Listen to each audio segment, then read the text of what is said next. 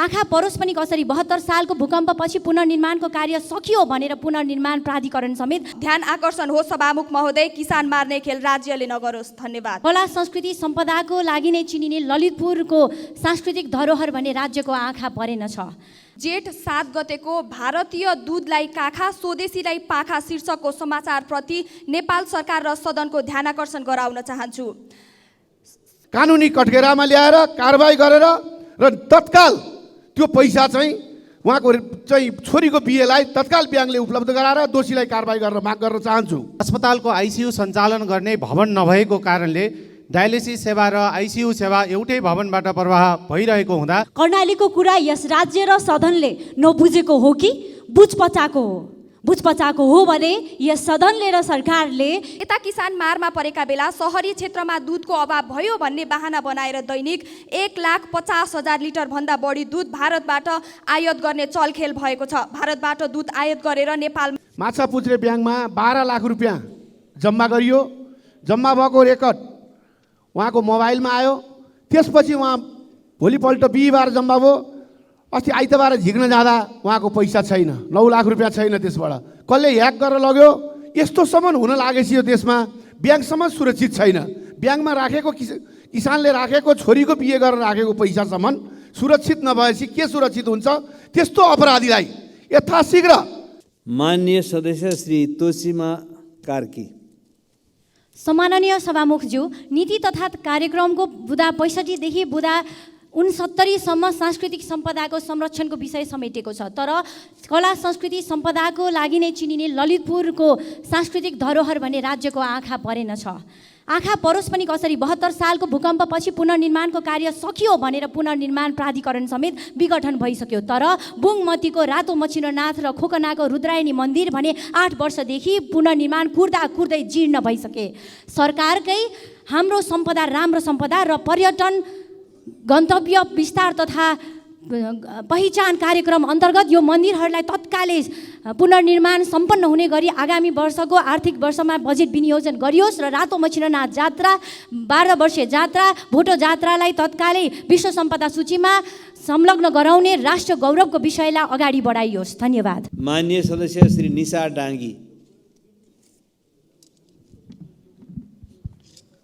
सम्माननीय सभामुख महोदय, जेठ 7 गतेको भारतीय दूधलाई काखा स्वदेशीलाई पाखा शीर्षकको समाचारप्रति नेपाल सरकार र सदनको ध्यान आकर्षण गराउन चाहन्छु। समाचारले डडेलधुराका गाउँका बारेमा चर्चा गरेको छ, जहाँका 1500 भन्दा बढी घरधुरीले गाई भैँसी पालेका छन्, तर उनीहरूका गाई भैँसीले दिएको दुधले बजार पाएका छैनन्। यता किसान मारमा परेका बेला सहरी क्षेत्रमा दुधको अभाव भयो भन्ने बहाना बनाएर दैनिक 1,50,000 लिटर भन्दा बढी दुध भारतबाट आयात गर्ने चलखेल भएको छ। भारतबाट दुध आयात गरेर नेपालमा मिल्क होलिडे गरेर किसानलाई मार्ने खेल भइरहेको छ। अवस्था डडेलधुराको मात्र होइन, देशभरिको अवस्था यस्तै छ। हाल नेपालमा उत्पादित 85% भन्दा बढी दुधले बजार पाउन सकिरहेका छैनन्। सभामुख महोदय, किसानलाई निरुत्साहित गर्ने यस्ता श्रृङ्खलाबद्ध खेलहरू बन्द हुनुपर्छ। किसानका गोठभरि गाई भैँसी छन्, दुध खेर गइरहेको छ, तर सहरमा दुध अभाव भयो भनेर भारतबाट आयात गर्न खोजिन्छ। ध्यान आकर्षण हो सभामुख महोदय, किसान मार्ने खेल राज्यले नगरोस्। धन्यवाद। सम्माननीय सभामुख महोदय, आज म धादिङ जिल्ला अस्पतालको 100 शैय्याको नयाँ भवनका लागि डिपिआर भएर पनि प्रदेश स्वास्थ्य सेवा ऐन निष्क्रिय रहेको हुँदा नयाँ भवनको वातावरणीय प्रभाव मूल्याङ्कन हुन नसकेर भवन निर्माण कार्य रोकिएको कुरा यो सम्मानित सदनलाई जानकारी गराउन चाहन्छु। अस्पतालको आइसियु सञ्चालन गर्ने भवन नभएको कारणले डायलिसिस सेवा र आइसियु सेवा एउटै भवनबाट प्रवाह भइरहेको हुँदा सेवाग्राहीले असुविधा भोगिरहेको अवस्था छ। अस्पतालमा डायलिसिस सेवा उपलब्ध भएसँगै मृगौला उपचार गराउने बिरामी थपिएका छन्, तर भवनसँगै आवश्यक जनशक्ति अभावका कारणले त्यो सेवा सञ्चालन गर्न अस्पताललाई हम्मे परेको छ। साथै मोर्चुअरी डिफ्रिजरले राम्रोसँग काम नगरेको हुँदा सब व्यवस्थापनमा अवरोध सिर्जना भएको छ। उक्त अस्पतालको समस्या समाधान गरी जिल्लाका नागरिकले गुणस्तरीय स्वास्थ्य सेवा पाउने मौलिक हक सुनिश्चित गर्न म सम्माननीय सभामुख मार्फत सम्बन्धित निकायको गम्भीर ध्यान आकर्षण गराउँदछु। माननीय सदस्य श्री विनिता कठायत।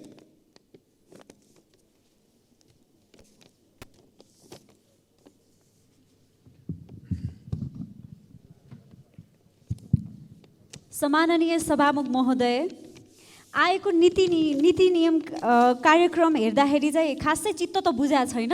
अझ बेसी चित्त नबुझ्ने कुरा चाहिँ काठमाडौँ उपत्यकाभन्दा बाहिर सबैभन्दा बढी सम्पदा स्थल र सम्पदा सङ्ख्या रहेको कर्णाली र त्यहाँको मृत अमृत सम्पदालाई पनि विश्व सम्पदा सूचीमा राख्ने पहल किन नगरिएको? नेपाली मौलिक संस्कृतिको उद्गम स्थल जुम्ला सिंजाले वास्तवमा गोर्खाली संस्कृतिभन्दा वृत्त आयात दिन्छ। संस्कृति सम्वर्धन र सङ्ग्रहालय बनाउने नीतिमा कर्णाली नसमेटिनु दुःखदको कुरा हो। कर्णालीको कुरा यस राज्य र सदनले नबुझेको हो कि बुझ पचाएको हो? बुझ पचाएको हो भने यस सदनले र सरकारले योचोटि कर्णालीका कुरा बुझ्नु पर्यो, सुनिदिनु पर्यो र हेरिदिनु पर्यो। धन्यवाद। सभामुख महोदय, मकवानपुरको थाहा नगरपालिका र बकेया गाउँपालिकाको हात्तीसुँढेमा तत्कालीन इलाका प्रशासन कार्यालय खडा गरियोस्। साथसाथै हेटौँडा काठमाडौँ रोपवे सञ्चालन गरिकन भारतबाट आउने पर्यटनलाई काठमाडौँ आउन र पर्यटन विकासको लागि यो गरियोस् र मकवानपुरको बागमती र बकेया गाउँपालिकामा तटबन्धन छिटो से छिटो गरियोस् भन्ने म माग राख्न चाहन्छु। धन्यवाद। माननीय सदस्य श्री देव प्रसाद तिमल सेना। सम्मानीय सभामुख महोदय, अत्यन्त विडम्बनाको घटना छ। यो रौतहटको चन्द्रनिगापुर माछापुच्छ्रे ब्याङमा एउटा किसानले छोरीको बिहे गर्नलाई वृन्दावन नगरपालिका वार्ड नम्बर 3 रामेश्वर यादवले माछापुच्छ्रे ब्याङमा 12 लाख रुपियाँ जम्मा गरियो। जम्मा भएको रेकर्ड उहाँको मोबाइलमा आयो। त्यसपछि उहाँ भोलिपल्ट बिहिबार जम्मा भयो। अस्ति आइतबार झिक्न जाँदा उहाँको पैसा छैन, 9 लाख रुपियाँ छैन। त्यसबाट कसले ह्याक गरेर लग्यो? यस्तोसम्म हुन लागेपछि यो देशमा ब्याङ्कसम्म सुरक्षित छैन। ब्याङ्कमा राखेको किसानले राखेको छोरीको बिहे गरेर राखेको पैसासम्म सुरक्षित नभएपछि के सुरक्षित हुन्छ? त्यस्तो अपराधीलाई यथाशीघ्र कानुनी कठघेरामा ल्याएर कारबाही गरेर र तत्काल त्यो पैसा चाहिँ उहाँको चाहिँ छोरीको बिहेलाई तत्काल ब्याङ्कले उपलब्ध गराएर दोषीलाई कारबाही गरेर माग गर्न चाहन्छु। साथै रौतहट जिल्लामा करिब 46 किलोमिटर पर्छ पासपोर्टको लागि बागमतीदेखि। माननीय सदस्य श्री देवेन्द्र पौडेल।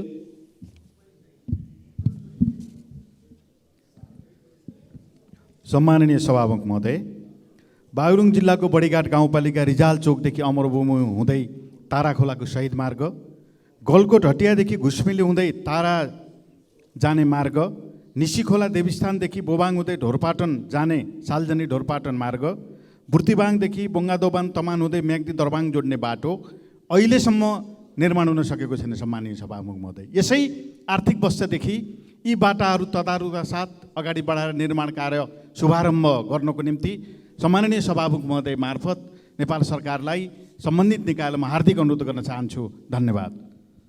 माननीय सदस्य श्री ध्रुवबहादुर प्रधान।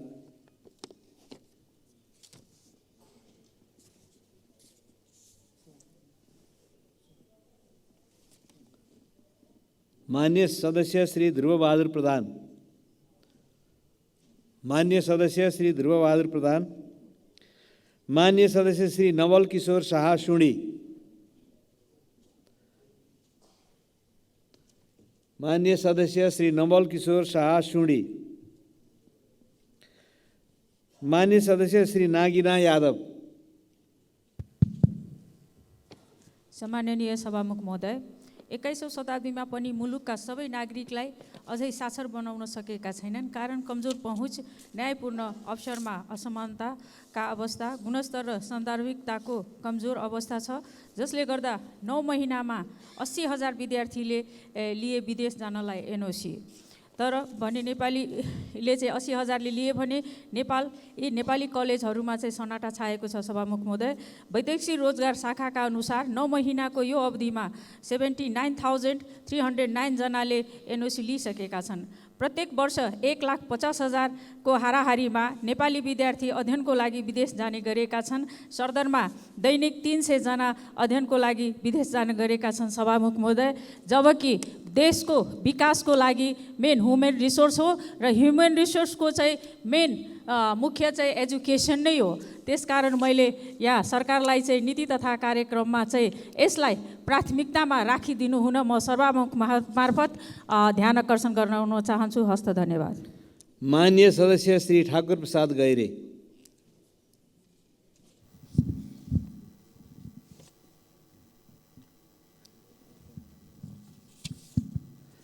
सामान्य सभामुख महोदय, यो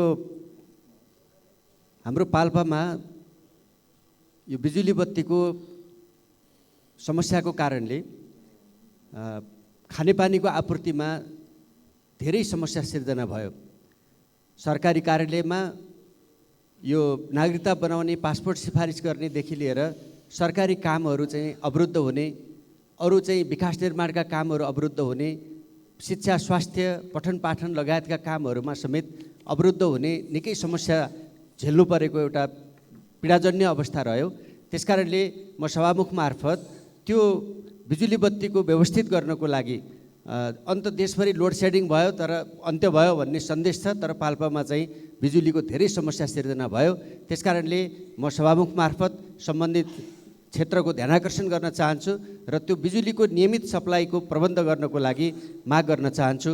र सँगसँगै हामीले अहिले चाहिँ यो कालापानी क्षेत्रमा भारतीय सेनाले बङ्कर खडा गरेको, रुख फडानी गरेको विरोधमा त्यहाँ चाहिँ माननीय सदस्य श्री दिलेन्द्र प्रसाद बडु। सम्माननीय सभामुख महोदय, यही 2080 ज्येष्ठ 1 गतेका दिन नेपाली सेनाका सहसेनानी दिपेन्द्र सिंह खत्री लगायत 5 सदस्यीय आरोहण टोलीले विश्वको सर्वोच्च शिखर सगरमाथा आरोहण गर्न सफल भएका छन्। नेपाली सेनाको मात्र नभई सम्पूर्ण देशकै सम्मान र प्रतिष्ठा श्रीवृद्धि गर्न सफल उक्त टोलीलाई हार्दिक बधाई दिन चाहन्छु। दुर्भाग्यवश फर्केर आउँदा सहसेनानी दिपेन्द्र खत्री लगायत 3 जना सक्त घाइते भएर हाल सिवेक हस्पिटलमा उपचाररत छन् र तीमध्ये सहसेनानी दिपेन्द्र खत्रीको अवस्था अत्यन्त गम्भीर हुँदै गएको कुरा त्यहाँका उपचारमा संलग्न डाक्टरहरूबाट जानकारी प्राप्त भएको छ। त्यसकारण सहसेनानी दिपेन्द्र खत्रीलाई मित्र राष्ट्र भारत अथवा अन्यत्र सुविधा सम्पन्न हस्पिटलमा गएर उपचारको प्रभावकारी व्यवस्थाका निमित्त म रक्षा मन्त्रालय र नेपाल सरकारको सित म हार्दिक आग्रह गर्न चाहन्छु। हस्, धन्यवाद। माननीय सदस्य श्री नारायणी शर्मा।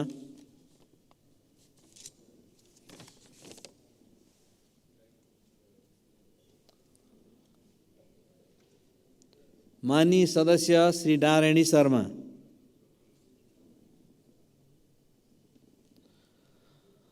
माननीय सदस्य श्री निर्मला कोइराला।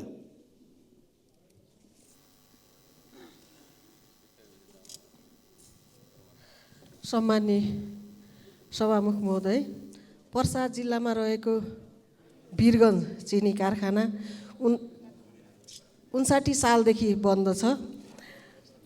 पुनः सञ्चालनको लागि आगामी बजेटमा समावेश गरी पुनः सञ्चालन गर्नको लागि सम्बन्धित मन्त्रालयको ध्यान आकर्षण गराउन चाहन्छु। धन्यवाद। माननीय सदस्य श्री नयनकला थापा।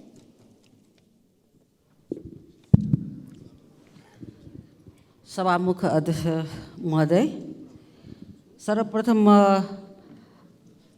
हाम्रो माननीय प्रकाश ज्वालाजीलाई हार्दिक धन्यवाद दिन चाहन्छु। गौशालादेखि चाविलसम्मको ओभरब्रिज 3वटा बनाउनु भएकोमा र अरू अझै पनि अधुरो छ, त्यसलाई त्यसप्रति अझ ध्यान आकर्षण गराउन चाहन्छु। र नेपाल सरकारको अहिलेको नीति तथा कार्यक्रममा महिलाहरूको पाठेघरको र स्तन क्यान्सरको पहिचानको लागि निःशुल्क गर्ने भन्ने छ। त्यो निःशुल्क गर्ने भन्नेमा चाहिँ नेपाल सरकारको हस्पिटलमा अझसम्म एउटा प्याट स्क्यानसम्म मेसिन रहेनछ र त्यो प्याट स्क्यान मेसिन यति महँगो पर्दो रहेछ। त्यो औषधिहरू तुरुन्त दबाईहरू चाहिने त्यो भारतबाट ल्याएर लगाउनु पर्ने, त्यो अत्यन्त महत्त्व छ र त्यो प्याट स्क्यानको तर्फ म ध्यान आकर्षण गराउन चाहन्छु। धन्यवाद। माननीय सदस्य श्री पुष्पबहादुर शाह।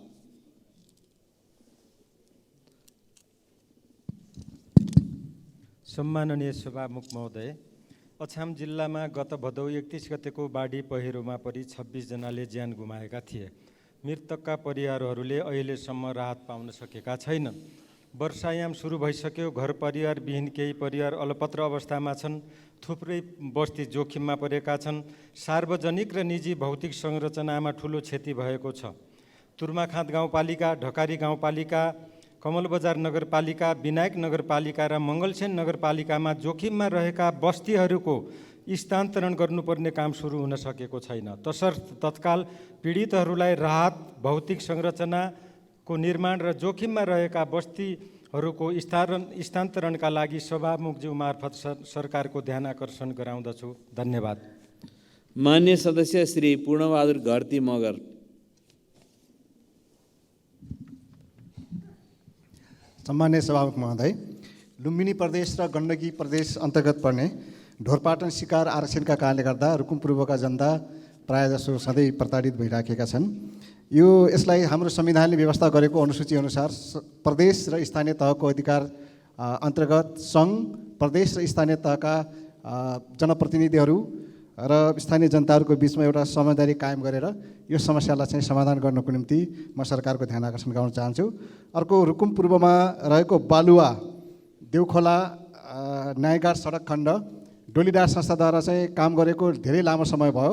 यो भालुखाप्चे भन्ने ठाउँमा भएको ठुलो पहिरोका कारण त्यसलाई विस्फोटभन्दा अर्को विकल्प छैन। कि त नेपाल आर्मीबाट त्यो विस्फोट पदार्थद्वारा बाटो खन्ने व्यवस्था मिलाइयोस्, कि भने त्यसलाई ट्र्याक चेन्ज गरेर छिटो बाटो निर्माण गर्नेतिर ध्यान दियोस्। धन्यवाद। मान्य सदस्य श्री प्रकाशमान सिंह। सभामुख महोदय, यो बाटोको बारेमा पैदल यात्रीको दृष्टिकोणबाट सुरक्षाको बारेमा म यहाँ चाहिँ बोल्न चाहिरहेको छु। काठमाडौँको क्षेत्र नम्बर 1 को शान्तिनगर क्षेत्रमा यो पैदल यात्रीको दृष्टिकोणबाट ब्ल्याक स्पटको रूपमा चाहिँ डेभलप भइरहेको छ। केही वर्षदेखि धेरैले चाहिँ ज्यान गुमाइसकेको छ ट्राफिक एक्सिडेन्टको कारणले गर्दाखेरि। र त्यहाँको चाहिँ स्थानीय बासिन्दाहरूको यो चाहिँ आलोकनगर र प्रयाग मार्गको बिचमा एउटा चाहिँ आकाशे पुलको यो चाहिँ डिमान्ड भएको कारणले गर्दाखेरि नेपाल सरकारको चाहिँ गम्भीर ध्यान आकर्षण गर्न चाहिँ चाहन्छु। धन्यवाद। मान्य सदस्य श्री प्रतीक्षा तिवारी। सम्माननीय सभामुख महोदय, जनकपुर धाम लगायत मधेसका विभिन्न ठाउँमा खानेपानी कल सुक्न थालेको छ। खानेपानीको हाहाकार जनतामा ठुलो समस्या पैदा भएको छ। तसर्थ अविलम्ब खानेपानीको समस्या समाधान गर्न खानेपानी मन्त्रालय र सम्बन्धित निकायको सभामुख महोदय मार्फत ध्यान आकर्षण गराउन चाहन्छु। सभामुख महोदय, धनुषा जिल्ला यातायात व्यवस्था कार्यालय लगायत सेवाग्राहीको चाप हुने विभिन्न कार्यालयहरू भाडाको घरमा सञ्चालन भएकोले भवन संरचना अपुग हुँदा सेवाग्राहीले शास्ति भोग्नु परेको छ।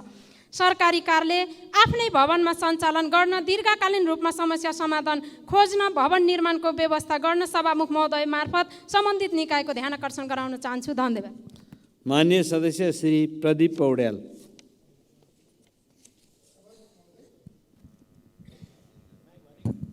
सभामुख महोदय, हरेक व्यक्ति प्रविधिसँग जोडिन चाहन्छ।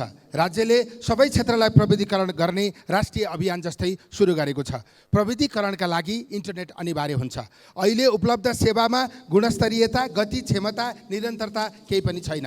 सेवा अवरुद्ध हुँदा अवधि बराबरको सेवा प्रदान गर्ने वा अवरुद्ध अवधिको शुल्क नलाग्ने शर्त समेत पालना गरिएको छैन।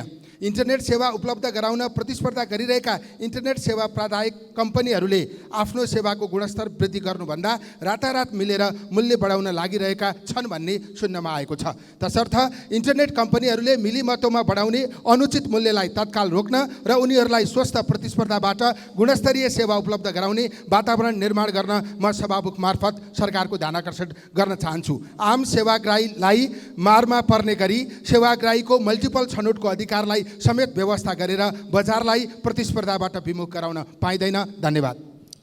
मान्य सदस्य श्री प्रदीप यादव। सम्मानीय सभामुख महोदय, मध्य प्रदेशको 8वटा जिल्लाबाट 35 जना अभियन्ता वीरगञ्ज स्थित शीर्षिया नदीको प्रदूषित पानी बोकेर काठमाडौँको पैदल यात्रामा हिँडेका छन्। पर्सा र बाराका केही उद्योगहरूले प्रदूषित बनाएको सिर्सा नदीको सफाइको लागि सङ्घ सरकारले कुनै कदम नउठाएपछि अभियन्ताहरूले सिंहदरबारमाथि दबाव बनाउन पैदल यात्रा सुरु गरेका छन्। सिर्सा नदीलाई प्रदूषण मुक्त बनाउन वीरगञ्ज महानगरपालिकाले एकल प्रयास पर्याप्त छैन। यसमा सङ्घ सरकारको भूमिका खेल्नै पर्छ। महानगरले पटक पटक जरिवाना गर्दा पनि उद्योगहरूले अटेडी गरिरहेका छन्। सङ्घ सरकारका उद्योग मन्त्री पर्सावासी हुनुहुन्छ। माननीय उद्योग मन्त्रीजीले सिर्सा नदीको अवस्थाबारे थाहा छ। सिर्सा नदीलाई प्रदूषित गर्ने उद्योगलाई कारवाही गर्ने उहाँको अधिकार क्षेत्रभित्र पर्छ। हालसम्म उहाँले यसको लागि के गर्नुभएको छ संसद मार्फत जानकारी गराउन अनुरोध गर्दछु। धन्यवाद। मान्य सदस्य श्री प्रभु शाह। सभामुख महोदय, रौतहटको लाल बकैया सिँचाइ योजना झन्डै 5 वर्षदेखि रेड बुकमा निर्माणको लागि पर्दै आएको छ। करोडौँ रकम हुन्छ, डिपिआर भएको वर्ष भइसक्यो। ठिका किन हुँदैन यसको जवाब चाहन्छु सभामुखज्यू। त्यस्तै मौलापो ढलको पनि झन्डै 3 वर्षदेखि पैसा छुट्याउने, रेड बुकमा पर्ने, डिपिआर पनि भइसकेको, ठेका किन हुँदैन यसको पनि जवाब चाहन्छु। खानेपानी मन्त्रालयले 1 वर्ष अगाडि झन्डै मधेसमा करोडौँको चापाकल गाड्ने भने ठेका गरेको सुन्यौँ, तर अहिले त्यो चापाकल कुन ठाउँमा कति गाडिएको छ यसको जवाब चाहन्छु सभामुखज्यू। अहिले रेड बुकमा पार्ने र अन्तिममा आएर भ्रष्ट कर्मचारीहरूले रकमान्तर गर्ने रुट्ने प्रवृत्तिलाई रोक्न ठोस निर्देशनको माग गर्दछु। धन्यवाद।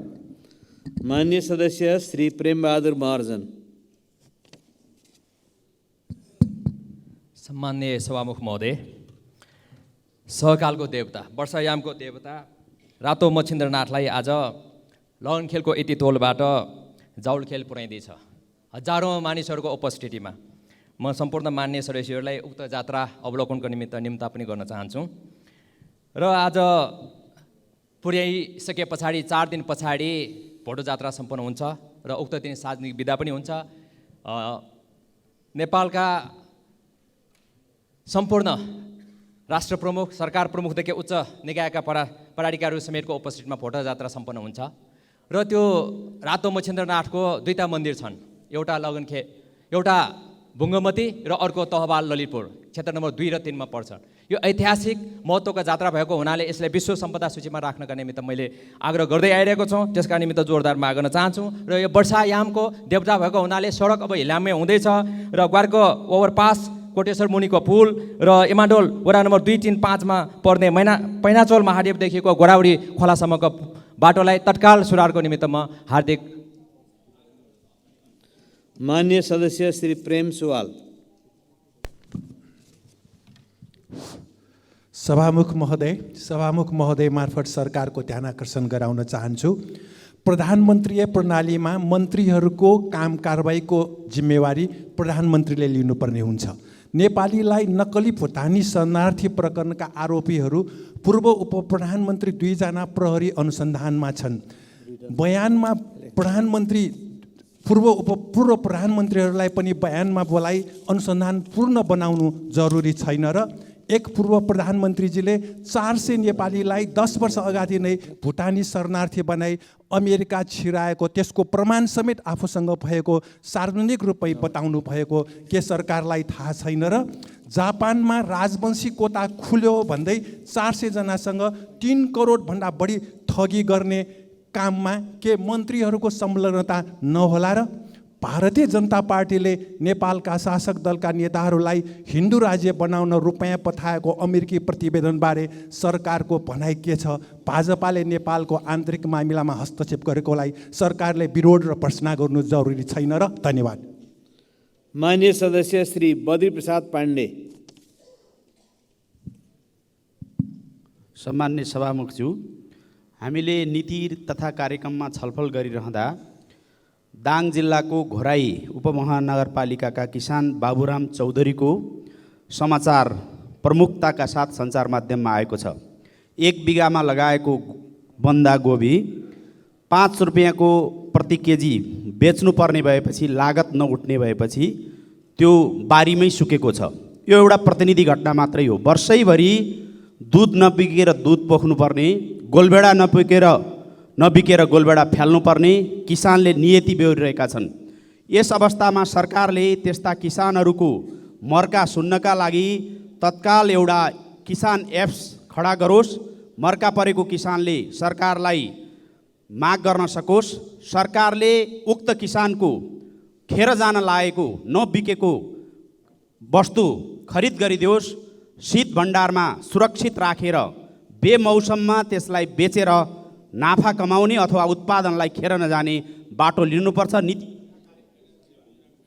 मान्य सदस्य श्री बलराम अधिकारी।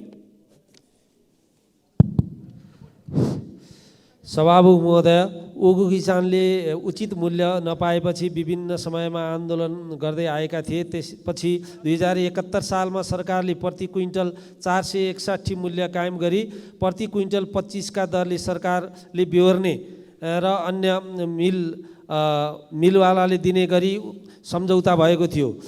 केही पूर्वका केही किसानहरूले उक्त सम्झौता अनुसार रकम प्राप्त गरे, तर कपिलवस्तुका किसानले प्राप्त गर्न सकेनन्। त्यसपछि कपिलवस्तुका किसानले आन्दोलन गर्दै सरकारलाई निवेदन गरे। सरकारले पुनः 7358 रकम दिने भन्ने निर्णय गर्यो। रकम माग्दा मिलवालाले लयो भन्ने, मिलवालालाई भन्दा सरकारसँग माग भन्ने, यसरी अहिलेसम्म टारेर सरकारसँग माग्न आउँदा कहिले कृषि मन्त्रालय जाओ भन्ने, कहिले उद्योग मन्त्रालय जाओ भन्ने।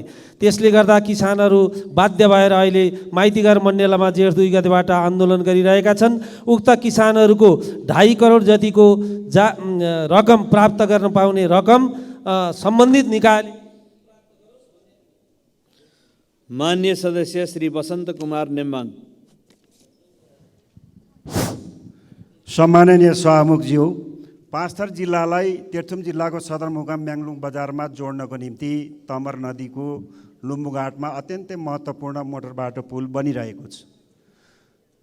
69 साल असार 26 गते सम्झौता भयो। 72 साल असार 26 गते सम्पन्न गर्ने भनेर स्वच्छन्द निर्माण सेवाले उक्त ठेक्का हात पार्यो। सभामुख महोदय, त्यति मात्रै होइन, इस्टिमेटेड अङ्क रकम 13 करोड 67 लाख छ।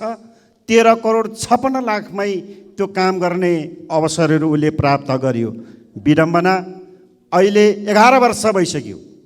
त्यो पुल पटक पटक सबै जनताहरूले चासो राख्दा, सरोकारवालाहरूले चासो राख्दा, पटक पटक संसदमा कुरा उठाउँदा, सम्बन्धित निकायको ध्यान आकर्षण गराउँदा अहिलेसम्म 45% मात्रै भौतिक प्रगति भएको छ।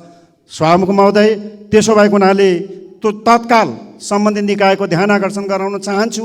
निजलाई कारबाही गरेर हुन्छ कि निजलाई चाहिँ ठेक्का तोडेर हुन्छ कि बाँकी कामहरू। मान्य सदस्य श्री वासुदेव घिमिरे। सम्मान्य सभामुख महोदय, नेपालमा सामुदायिक क्षेत्रबाट तिनै तहका सरकारको करोडौँ लगानीमा 100 पार्कहरू निर्माण भएका छन्।